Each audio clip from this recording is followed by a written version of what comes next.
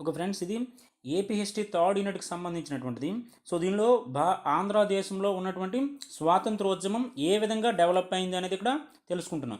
So before టాపిక్లో దానికి ఉద్యమానికి వచ్చినటువంటి ప్రేరణ అంటే ఏ విధంగా స్టార్ట్ అయింది, ఏ సమస్యలు అనేది తెలుసుకున్నాం. సో మీరు ఒకవేళ వీడియో చూడకపోతే ప్లేలిస్ట్లో ఉంటుంది, ఆ వీడియో ఒకసారి చూడండి, చూస్తే మీకు అర్థమవుతుంది. సో కొత్తగా ఎవరైనా వీడియోని చూస్తున్నట్లయితే ఛానల్ని సబ్స్క్రైబ్ చేసుకోండి.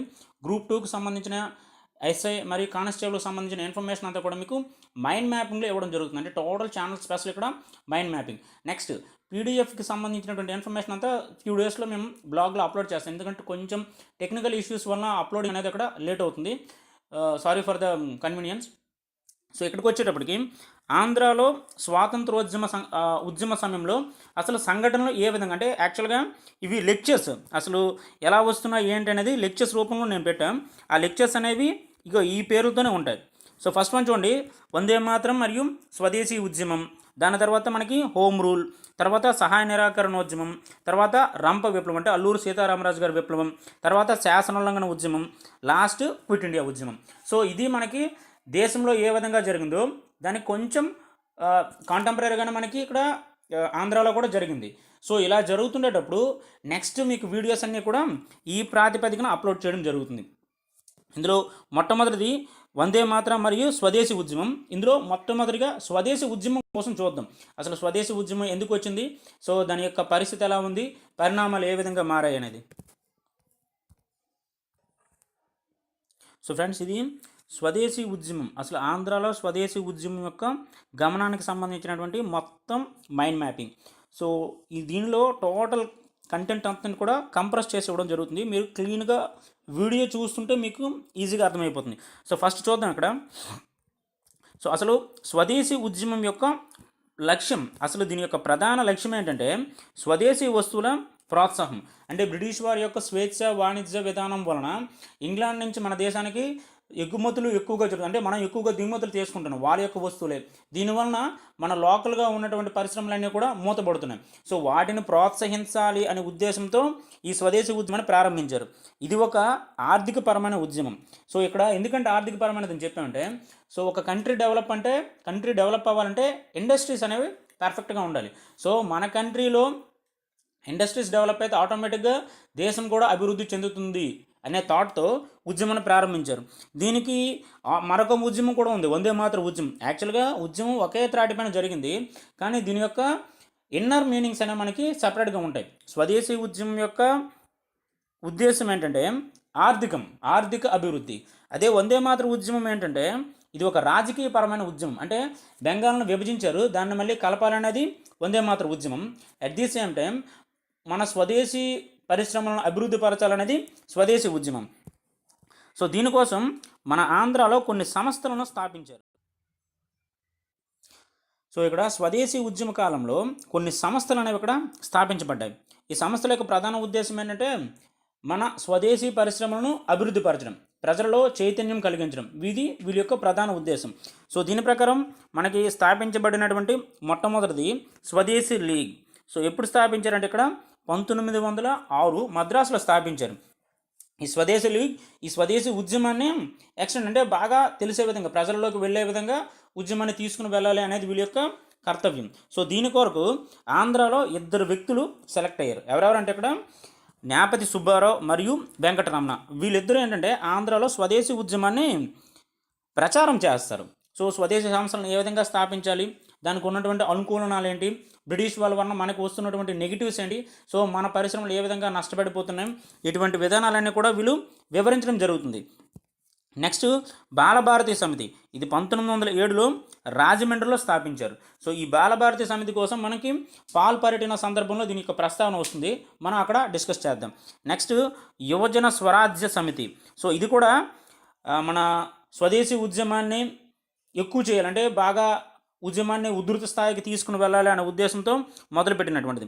నెక్స్ట్ ఇక్కడ మహిళా భారతి సంఘం విశాఖపట్నం. ఎప్పుడంటే 1908లో, అంటే ఫీమేల్ పార్టిసిపేషన్ కూడా కావాలనే ఉద్దేశంతో మొదలుపెట్టినటువంటి సంస్థ.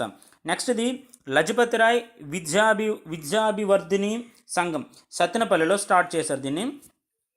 సో ఈ సంస్థ యొక్క ప్రధాన ఉద్దేశం విద్యార్థులలో కూడా ఉద్యమాల యొక్క ప్రస్తావన తీసుకువచ్చి వాళ్ళని ఆ ఉద్యమం వైపు నడిపించాలి అనేది.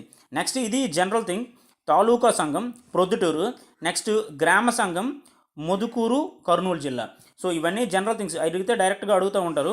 మనకి సంస్థల్లో ఇంపార్టెంట్ ఏంటంటే ఈ స్టార్టింగ్లో ఉన్నవన్నీ కూడా ఇంపార్టెంట్, బిట్స్ రూపంలో ఎక్కువగా వచ్చే అవకాశాలు. స్థాపన జరిగినటువంటి ప్రదేశాలు ఎక్కడ ఉన్నాయి అనే ఉద్దేశంతో అడగొచ్చు. నెక్స్ట్ ఈ ఉద్యమ కాలంలో వచ్చినటువంటి పరిశ్రమలు. సో మనకి 3 ఇంపార్టెంట్, వీటి యొక్క స్థాపకులు కూడా మనకి ఇంపార్టెంట్. ఇందులో మొట్టమొదటిగా కృష్ణా పత్రిక. కృష్ణా పత్రిక ఇక్కడ రన్ చేసింది ఎవరంటే ఇక్కడ ముట్నూరి కృష్ణారావు. సో ఇది ఎక్కడి నుంచి మనకి వచ్చేదంటే మచిలీపట్నం. సో మచిలీపట్నం నుంచి ఇది మనకి ప్రచురితమయ్యేది. నెక్స్ట్ది దేశమాత చిలకమూర్తి లక్ష్మీ నరసింహం రాజమండ్రి నుంచి దీన్ని పబ్లిష్ చేసేవారు.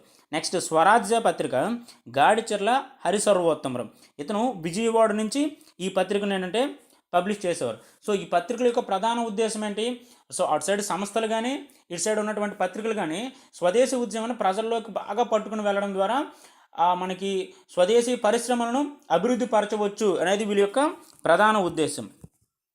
ఈ స్వదేశీ ఉద్యమ కాలంలో రచించినటువంటి గ్రంథాలు, మనకి ఈ గ్రంథాలు ఇంపార్టెంట్, డైరెక్ట్గా బిట్టడిగా సందర్భం ఎక్కువగా దీని నుంచే ఉంటుంది. మొట్టమొదటిది హిందూ దేశ దారిద్ర్యం. సో హిందూ దేశ దారిద్ర్యం అనే గ్రంథాన్ని రచించింది ఇక్కడ అత్తిలి సూర్యనారాయణ. నెక్స్ట్ మాతృశతకం ఇక్కడ రచించింది మాగంటి వెంకట సుబ్బయ్య.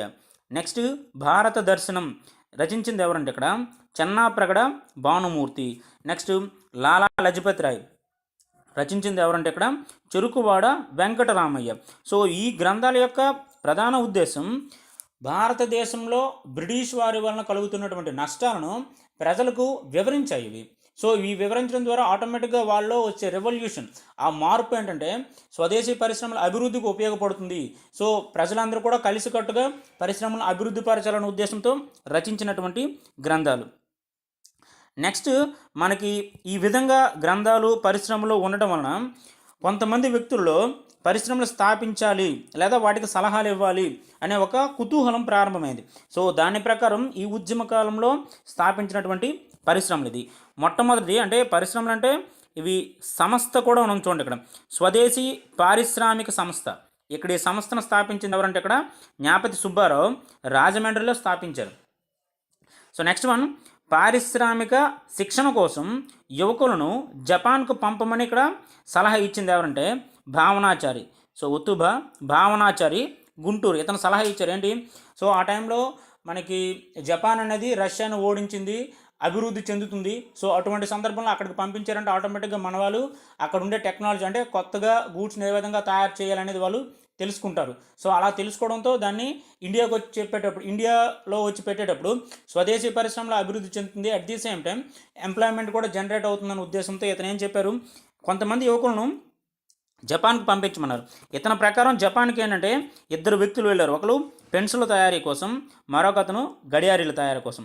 సో పెన్సిల్ తయారీ కోసం వెళ్ళింది అక్కడ మల్లాది వెంకట సుబ్బారావు, గడియారాల తయారీ కోసం వెళ్ళింది అక్కడ రామారావు. చూడండి వీళ్ళిద్దరి నుంచి డైరెక్ట్గా క్వశ్చన్ అడిగే అవకాశం ఎక్కువ మనకి.